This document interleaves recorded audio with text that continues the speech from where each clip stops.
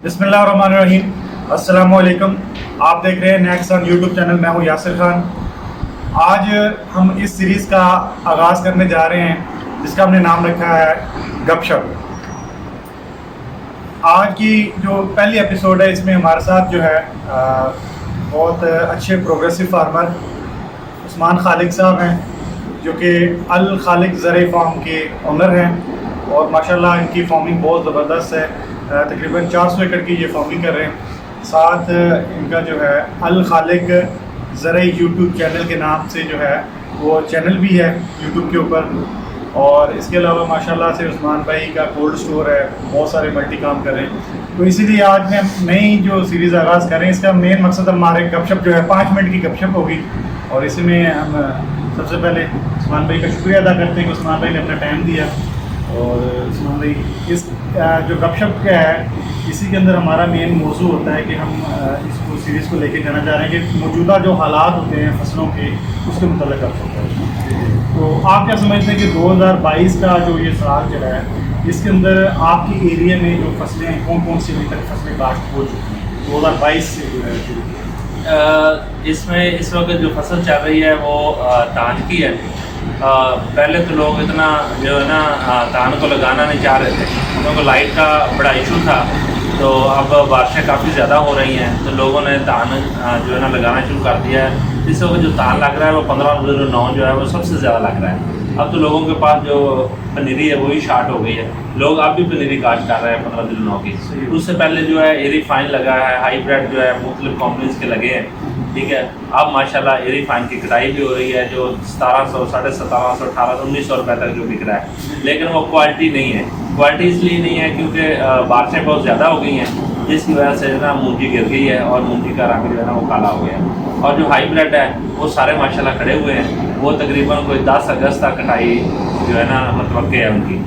तो बाकी 1509 की इस वक्त पारमार है। तो इसके बाद अब 1 अगस्त से है ना लोग जो मक्की लगाएंगे, जिन्होंने मक्की लगानी है ऊपर से या जिन्होंने गंदम लगानी है वो 1 अगस्त से जो है ना मक्की लगाना शुरू करेंगे। अभी तक तो लोग है ना 1509 के पीछे पड़े हुए हैं धान के। आप इस साल के अंदर जैसे गंदम की कटाई हुई थी उसके बाद कुछ फार्मर्स इस साल जो मौजूदा सूरत हाल थी आप क्या समझते कि जब गंदम की कटाई के बाद जो हालात बने थे वो किस तरह के हालात थे जो फार्मर को फेस करना पड़े थे, जो इसमें मुल्क की सूरत हाल के अलावा साथ साथ फसलों के ऊपर जिम्मेदारों को परेशानी होना? वो सबसे ज़्यादा परेशानी ज़िम्मेदारों को उठानी पड़ी है कि तो नहरों के अंदर पानी नहीं आया। सबसे बड़ी प्रॉब्लम ये है कि एक हफ्ता नहरें चलती थी और एक हफ्ता बंद ही हो जाती थी उनकी। उसके बाद जो है सबसे ज़्यादा दूसरा मसला जो था वो भी पानी का ही था। लाइट के बड़े इशू थे। लाइट नहीं आ रही, 1 घंटा जाती थी, 1 घंटा आती थी, जिसकी वजह से लोग जो थे ना उन्होंने रकबा खाली छोड़ा। कई लोगों ने जो तिल लगा दिए जिसको पानी कम लगेगा, एक आधा पानी लगेगा, चलो तिल जो है वो तैयार हो जाएंगे। कई लोगों ने मूंगी लगा दी, इसको 1-2 पानी लगेंगे, चलो मूंगी लगा देते हैं, अगर कोई 1-2 बारिशें आ गई तो मूंगी जो है वो पाके तैयार हो जाएगी। लोगों ने रकबा ज़रा खाली छोड़ दिया तो ये पानी वाले मसाइल हल हो जाएंगे। उसके बाद जो है ना हम फिर काश्त करेंगे। जब ये बारिशें होना शुरू हुई हैं तो फिर लोगों ने ना मूंजी की तरफ अपना रुझान जो है ना वो शुरू कर दिया। अच्छा उस्मान भाई, जैसा आपने कहा कि जो फार्मर इस मरतबा जो है वो ज़मीनें कुछ खाली छोड़ दी, कुछ ने तिली लगा दी, कुछ ने मूंगी लगा दी, तो क्या समझते हैं कि जो फार्मर ने बहारिया में इस साल जो पैदावार फार्मर्स की रही है औसतन एकड़ की कितनी पैदावार रही है, कितने मन जो है? जो यासर भाई छोटे काश्तकार थे ना वो तो तकरीबन 90-95-100 तक पहुँच गए। जो हम जैसे काश्तकार हैं हमने लगानी होती है आलू के बाद। हमारे 15 फरवरी को आलू की कटाई स्टार्ट होती है, हमने जाना होता है 15 मार्च तक। देखो हमारी जो है ना वो कहीं पे जो निकलती है 100 प्लस से, कहीं पे निकलती है 70। वो हमारी एवरेज जो है ना वो 85, 80, 85 आई है इस बार। हाँ जी, इस बार आई है। लेकिन जो लास्ट ईयर था ना, लास्ट ईयर मौसम बड़ा साजगार था। तो लास्ट ईयर हमारी जो एवरेज थी ना 110 मन थी 300 एकड़ की।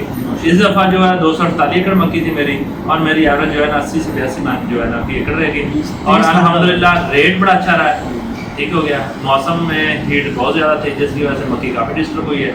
लेकिन फिर भी जो है ना मैं अल्लाह का शुक्र अदा करता हूँ कि 50-55 हज़ार रुपये पर एकड़ जो है ना मक्की की फसल प्रॉफिट ले जाएगी। माशाल्लाह जी, बड़ी अच्छी प्रॉफिट रही है। इस साल अगर मौसम ने गर्मी की वजह से पैदा जो है यील्ड इफेक्ट हुई है और रेट ने साथ दिया है। अगर हम ये कहें कि 80 मन औसत ली है और जिसका रेट अगर 2000 से लेके 2200 तक जो है वो एवरेजन रेट अगर बिका है तो तकरीबन 1,60,000 रुपये का जो मकई का बहारिया का करता है, तो जिसके अंदर तकरीबन 50,000 की जो एवरेज प्रॉफिट। हाँ जी, ऐसे ही तो इसके अलावा अगर हम बात करते हैं कि जो मूंगी के ऊपर या तिली की बात करते हैं, तिली की क्या समझते हैं कि क्या औसत रहेगी जो तिली फार्मर ने इस साल काट की है? तिली जो है ना, फार्मर जो है ना वो बड़े हल्के रकबे में लगाते हैं। जहाँ पे पानी की कमी बहुत ज़्यादा हो, मूंगी होगी, तिली होगी, ये वहाँ पे लगाते हैं जहाँ पे पानी की बहुत ज़्यादा कमी होती है। लोग लगाते हैं चलो यार 2-3 महीने ज़मीन खाली पड़ी है, हमने मक्की लगानी है मौसमी, तो गंदम के वाटर में ये लगा देते हैं रोटी शोनी करके।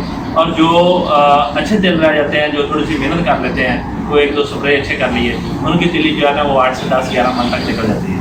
ठीक है, अगर कोई अच्छे रकबे में दोस्त लगा देते हैं कि हमने ऊपर से मौसमी मक्की लगानी है, ठीक है, तो वो तिली भी जो है ना 12 मन तक निकल जाती है। इस वक्त जो आज मंडी के हालात है वो है 10,000, 9,500, 10, 10,500 रुपये तक 3 मन तिली बिक रही है, तिल बिक रहे हैं। तो अगर वो 10 मन में निकल जाए तो वो 1 लाख रुपये का हो गया। इसके ऊपर मैक्सिमम 25 से 30 हज़ार रुपये खर्चा है, बस इससे ज़्यादा नहीं है। इसके तिली का वो लगाएंगे 10 मन औसत है, फार्मर अगर पैदावार लेता है तो 10 मन औसत की, तो ये बहुत अच्छी फार्मर है। कुछ एवरेज कम भी होंगे, बाकी जो है तकरीबन 7 से 10 मन तक जाती है। अच्छी फार्मर 10 मन की एवरेज बनती है। अगर आज मौजूदा रेट लगाएं 10,000 के साथ, तो 1 लाख रुपये फी एकड़ जो है वो फार्मर आमदन, जिसमें 30,000 खर्चा और 70,000 रुपये जो है वो तकरीबन उसकी आमदन है। अभी हम बात करते हैं कि कपास के हवाले से ना, आपके इलाके में कपास का दोबारा जो है वो काफ़ी जवाल के बाद दोबारा फार्मर इस तरफ आ रहे हैं, तो फार्मर ने किस चीज़ को देखकर कॉटन की तरफ आना जो शुरू किया? कॉटन जो है ना 10 साल बाद हमारे इलाके में लगी इस साल। ठीक हो गया, मैं भी काफ़ी कॉटन लगाता रहा हूँ, लेकिन मैंने 2011-12 में छोड़ दी थी। इस बार मैंने 25 एकड़ लगाया है, लेकिन मैं बड़ा डिसहार्ट हूँ कॉटन से। ठीक है, पहले तो जो है ना वैरायटी की समझ ही नहीं आई हमें, इस वैरायटी का किरदार क्या है, करैक्टर क्या है। तो अगर पानी कम लगा देते थे फिर भी डिस्टर्ब थी, ज़्यादा लगा देते फिर भी डिस्टर्ब थी, और ऊपर से सफ़ेद मक्खी और सब्ज़ देला जो था ना उसने बड़ा सत्यानाश किया कॉटन। ठीक है, बड़े स्प्रे किए हैं, उसके बाद लेकिन कोई रिजल्ट नहीं आया, किसी पेस्टिसाइड का रिजल्ट नहीं आया। और जब कुछ कॉटन बेहतर होना शुरू हुई है तब जाके जो है ना ऊपर से बारिशें आना शुरू हो गई। 1 महीना होगा मुसलसल बारिशें हो रही है, एक दिन होती है एक दिन नहीं होती, वो कॉटन सारी जो है ना डिस्टर्ब हो गई और ज़मींदार डिसहार्ट हो गया है। ठीक है, इसका बेनिफिट क्या होगा? इसका बेनिफिट हाइब्रिड जो कंपनीज हैं उनको ज़्यादा होगा। हाइब्रिड कंपनी से हाइब्रिड कंपनी राइस वाले जो है, राइस हाइब्रिड जो है ना, क्योंकि इस दफ़ा राइस हाइब्रिड राइस जो है ना और एरी फाइन, एरी 9 और हाइब्रिड राइस है वो कम लगा है। ठीक है, क्योंकि लोगों ने काटन लगा दी। पहले लोग थे वो आलू की कटाई के बाद, गन्नम की कटाई के बाद जो है ना वो राइस लगा देते थे। ठीक है, किसी भी कंपनी का ले लिया हाइब्रिड, वो लगा दिया और अच्छी जो है ना वो यील्ड ले जाते थे। इस वक्त जो लोगों ने गंदम के बाद और आलू की जो रेट पटाई हुई है उसके बाद लोगों ने कॉटन लगा दी, लेकिन कॉटन से जो है ना ज़मींदार का नुकसान काफ़ी नुकसान हुआ। हम ये कह सकते हैं कि इस रेट कॉटन का ज़रूर अच्छा है, बट उसके अलावा मार्केट में बारिशें ज़्यादा, रेट भी अच्छा नहीं है। यासर भाई 14,000 16,000 से शुरू हुई है, 6,500 7,000 पे रेट आ गया। काफ़ी रेट डाउन हो गया इंटरनेशनल मार्केट में भी जो है, काफ़ी रेट इसका डाउन हो गया। मिसाल है काफ़ी, इसका मतलब कि कॉटन इस साल दोबारा हमारी इफेक्ट हो गई। अब आते हैं हम राइस के हवाले से। अच्छा, राइस में आपकी कौन सी वैराइटीज़ की ज़्यादातर काश्त होती है? लास्ट ईयर जो अर्ली काश्त थी ना वो तो हाइब्रिड ने ले ली। ठीक है, इस साल जो हुआ है, इस साल वो हाइब्रिड की जो काश्त थी ना वो उसमें से कोई 40% जो है वो काटन लेगी। लेकिन अगला साल जो आने वाला साल है ना, उस साल में फिर जो हाइब्रिड राइस है ना ये ऊपर चला जाएगा दोबारा उसकी। और हाइब्रिड राइस का ये फ़ायदा है कि ये इसमें गर्मी को सलाहियत करने की बहुत ज़्यादा इसमें कैपेसिटी है, और जिसकी वजह से 110, 15, 20 मन तक लोग इजीली इसको ले जाते हैं। अगर कोई बड़ा फार्मर है जिसने 100 से ऊपर लगाई है, उसकी कोई 90 से 100 के दरमियान आ जाती है। जो छोटा फार्मर जिसने 10, 15, 20, 25 लगाई है वो 100 प्लस 110, 15 पे चल जाते हैं। और इस वक्त जो मार्केट में रेट है वो 1800, 1850 हाइब्रिड का रेट चल रहा है। तो उस हिसाब से आप 100 मन लगाएं तो 1,80,85,000 की है, और 1,10,000 से लेके 1,20,25,000 रुपये खर्चा है, फिर उसको 50-55,000 रुपये बच जाएगा। आपने कितने एकड़ से कॉटन लगाई? मैं अपनी मिसाल देता हूँ, 25 एकड़ कॉटन थी। मैं अपनी मिसाल देता हूँ, मैंने लास्ट ईयर ना 25 जून को मैंने 15 दिन लॉन्च स्टार्ट किए थे, लेकिन इस दफ़ा मैंने 5 जुलाई तक हाइब्रिड राइस लगाया। 5 जुलाई तक हाइब्रिड राइस, मैं 15 दिन और 9 से डिसार्ट था। क्यों? ये कभी तो एवरेज दे जाती है अर्ली में 60 मन, कभी अर्ली में देती है 20 मन, कभी लेट में 60 मन दे जाती है, और कभी लेट में 10-15 मन निकलती है। मैं इस वजह से थोड़ा सा परेशान था। मैंने 5 जुलाई तक ना हाइब्रिड राइस MP2 जो है वो पाई। इसमें दोस्तों ये बताने मकसद कंपैरिजन का कि जो दोस्त दोबारा कॉटन के ऊपर आए थे उनको मौसम में साथ नहीं दिया, दोबारा वाइट फ्लाई का प्रॉब्लम सबस दे देगा, वही जो पुराने मसले थे वही दोबारा सर के ऊपर आके फार्मर के पड़े, जिसकी वजह से फार्मर भी जो है पैदावार हासिल नहीं हुई, जिसकी वजह से नुकसान हुआ है। तो इस वजह से उस्मान भाई का जो है वो स्पेशली कि राइस के ऊपर अगर हम जाते हैं तो राइस में हमारे पास अगर हाइब्रिड काश्त करते हैं तो 100 से लेके 110 मन उसकी पैदावार आती है। अगर मार्केट का मौजूदा रेट लगाएं 1800 रुपये 1850 रुपये मार्केट चल रही है तो 1,80,000 रुपया 1,90,000 रुपये उसकी आमदन है। अगर उसमें खर्चा लगाएं, पानी का खर्चा है, फर्टिलाइजर का है, सीड का खर्चा है, 1,10,000 से 1,20,000 तक भी ले जाएं तो फिर भी हमें 60 से 70,000 रुपये जो है वो नेट इनकम जो है वो हाइब्रिड से हम उठा सकते हैं, जो कि हमें कॉटन से जो है वो हम नहीं उठा पाए। नेट इनकम अगर कोई भी फार्मर ने किसी ने 10 मन 15 मन भी जो है वो यील्ड ली होगी कॉटन में, वो भी मेरे ख्याल इस लेवल नफे तक पहुंच गया होगा कि नहीं पहुंच गया होगा प्रॉफिट के ऊपर, या नो अभी तक वो सिर्फ अपनी कास्ट या वो अभी तक अपने अखराजात कंट्रोल कर रहा है, अभी तक वो अपने अखराजात में फंसा हुआ है। तो इसका मकसद है कि आप क्या समझते हैं कि दोनों में जो है ना वो फार्मर को आसानी किसमें, उसमें कौन सी फसल बेहतर रहेगी, कॉटन बेहतर रहेगी या राइस बेहतर रहेगी, आप इसमें क्या फर्क? अगर मैं अपनी मिसाल लगाऊँ ना, मैं कॉटन को पसंद नहीं करूँगा, ठीक है। मैं जो है ना हाइब्रिड राइस पसंद करूँगा, या कोई भी राइस है वो लगाऊंगा, उसके बाद मक्की लगाऊंगा, मक्की के बाद फिर आलू लगाऊंगा। ये कॉटन जो है 2 फसलें ले जाती है, एक तो हमारी बहारिया मक्की ले गई है, ठीक है, और इसके बाद ये हमारा राइस का प्लान भी ले गई, ठीक है। अब इसके ऊपर आलू लगेंगे जाके, हमारी ये 2 फसलें ले गई है। सही हो गया। इसी के अंदर हम पूछना चाहेंगे अगर आप हाइब्रिड राइस को कह रहे हैं, हाइब्रिड राइस के अंदर कौन सी कंपनी की आपकी नज़र में वैराइटीज अच्छी है जिसमें कुव्वत मुदाफ़ियत हो, यील्डिंग पोटेंशियल हो, गिरने की लॉजिंग की हवाले से कौन सी कंपनी आप इसको तरजीह देते हैं?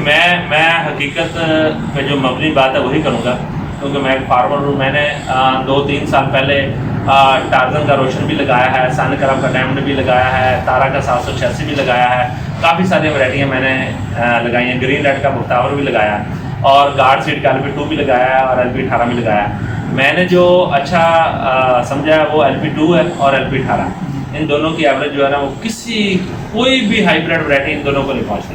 मैंने 141 मन तक LP18 जो है ना वो माशाल्लाह से लिए पैदावार, और 4 साल से मुसलसल मैं लगा रहा हूँ। 100 मन से कभी भी मेरा प्लाट नीचे नहीं आया माशाल्लाह। और पहले साल मैंने 135 लगाई है, फिर मैंने 140 एकड़ लगाई है, लास्ट ईयर मेरी 45-60 एकड़ थी, इस बार फिर मैंने 15 एकड़ लगाई है माशाल्लाह। इसका मकसद क्या आप कह रहे हैं कि गार्ड की जो हाइब्रिड वैरायटी जिसमें LP2 और LP18 हाई यील्डिंग वैरायटी है, और 140 से 41 मन तक जो है इन्होंने पैदावार भी हासिल की है, जो कि प्रोग्रेसिव फार्मर के लिए बहुत अच्छी है। अगर वही फार्मर इन टेक्नोलॉजी को अडॉप्ट करके अपनी पैदावार को बढ़ा सके तो इससे मेरे ख्याल फार्मर की अर्निंग भी बेहतर होगी, और आने वाले वक्त में फार्मर के ऊपर खुशहाली भी आएगी। जी बिल्कुल ऐसे। तो इसी हवाले से आज का प्रोग्राम हम काफ़ी लंबा हो गया है, मेरे ख्याल 5 मिनट से भी हमारे पहली गपशप थी, तो इंशाल्लाह कोशिश करेंगे आने वाले वीडियोज़ के अंदर हम 5 मिनट के टाइम को मैनेज करें। अमान भाई का सर बहुत बहुत शुक्रिया, आपने जो हमें टाइम दिया इतना और इतनी कीमती बातों से नवाजा।